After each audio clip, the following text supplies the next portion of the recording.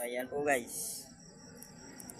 Oversize din po ang ating rubber damper pero maganda pa po ito at makapal pa.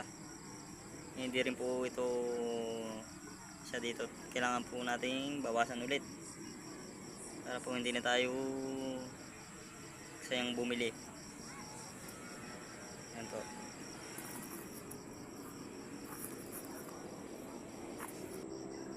Ayan po guys. Pinarin po natin ang langis para makita natin kung hanggang saan ang babawas.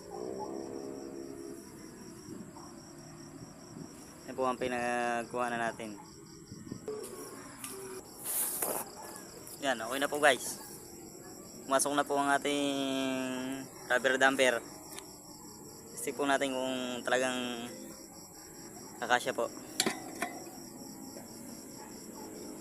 Ating sprocket.